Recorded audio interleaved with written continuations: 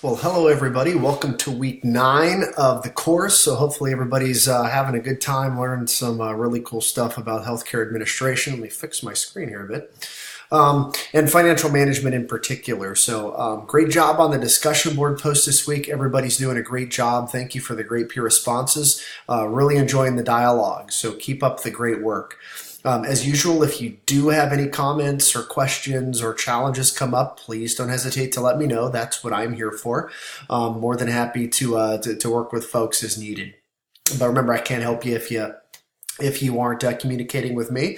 Remember to proofread your work, use APA. I think everybody's doing a fantastic job, especially as we work our way towards Unit 9, where we're going to talk about nonprofit hospitals. We'll talk about the community benefit. We'll talk about integrated delivery systems. So some things that we'll talk about that are very current in today's healthcare environment. So one of the first things I want to talk about today are the evolution of hospitals, right? So hospitals weren't always like what you see today. We started out with almhouses in this country, which were primarily institutions of social welfare, right? And we had community-owned private hospitals that kind of were the almhouses were the precursor to that. But remember, in the early stages of our country, you didn't go to the hospital necessarily just because you weren't feeling well. The hospitals really were a place to die. And rich people didn't go to hospitals. Rich people stayed at home and they received care from, from a physician or someone else who might come in and take care of them.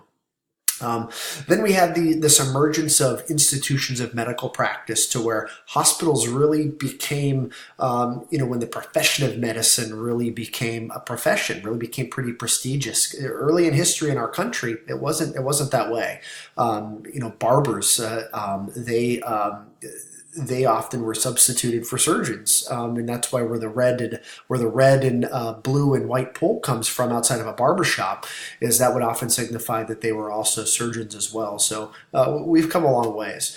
Then we had this emergence of physician-owned hospitals. The wealthy began to use hospitals. Sanitation began to improve. And really, nursing care began to improve. So near and dear to y'all's heart was, kind of in about, really right after a guy named Abraham Flexner started really taking a close eye at hospitals. The profession, the healthcare services that were provided in these institutions really started to get better. Then we had this preponderance of university-based centers of medical research, right? So this triad of this mission of medical research, of medical education, and healthcare services really started to come about. And then there was this emergence of medical systems providing this large array of health services, kind of like what we see today, right? We can kind of go in and kind of get, general hospitals and kind of get anything done that we need to get done, really more so now on an outpatient basis than anything. And then types of hospitals, right? We have several types of hospitals in this country. Our community hospitals that we just mentioned, about 85% of all of our hospitals are community hospitals in this country.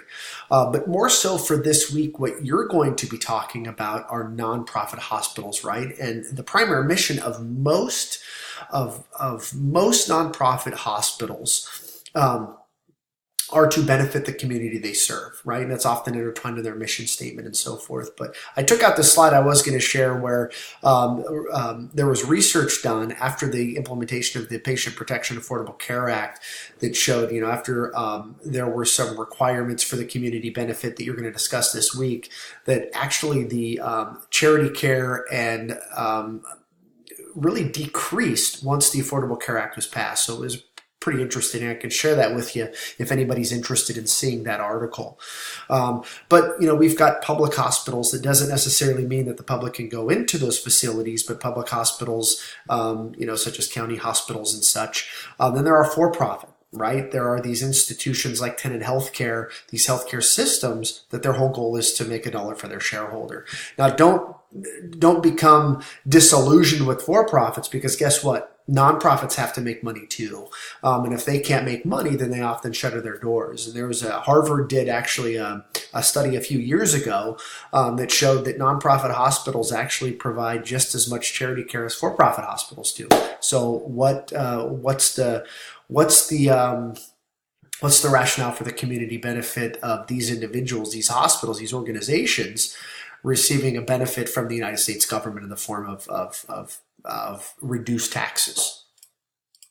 Right, so primary mission is to serve the community.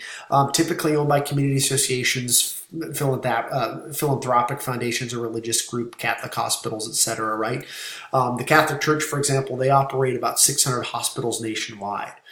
And again, like I told you, just because a hospital is considered not profit does not mean they don't have to make a profit.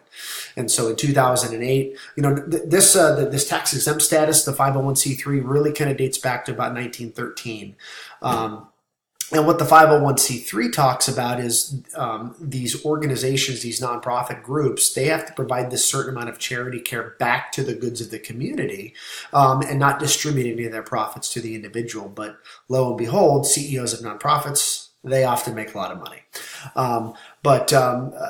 Nonprofits also typically, they have a tendency to also pay their employees a little bit more. I think that was an article that I read somewhere. I'll have to find that and share that with you. But one of the highest paid nonprofit hospital CEOs in the country works for the University of Pittsburgh Medical Center, and I think he made about $6 million for the last 4 years. Not that I'm looking down on the guy for making $6 million over the last few years, but it doesn't bode well when we have people in the community who maybe aren't necessarily able to have access to the care that they need. Integrated delivery systems, you're going to talk about those this week, right? ACO is not really an integrated delivery system in definition as integrated delivery systems are defined, but nonetheless, we are equating those to kind of an integrated delivery system on steroids. But integrated delivery systems really became popular in the early 2000s. And a great definition of an integrated network comes from Sheehan Singh out of their textbook. But they say an integrated delivery system is a network of healthcare providers and organizations that provide or arranges to provide a coordinated continuum of services to a defined population. And they're also willing to be held clinically and fiscally accountable for the clinical outcomes and health status of the population served.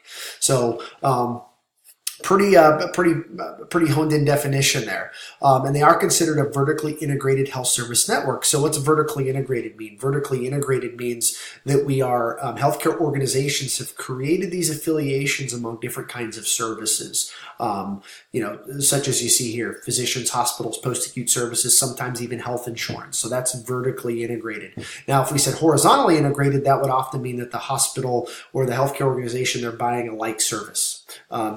Vertically integrated is just a bit different, to where it becomes really like a one-stop shop for everybody. But going a little bit over time here on the mini lecture, I know that we try to keep these to about 5 minutes, but lots of stuff to discuss this week. Again, you have questions or concerns, reach out to me. That's what I'm here for. Have fun this week and enjoy the topics of the week. Thanks so much, folks. We'll talk to you soon. Ciao.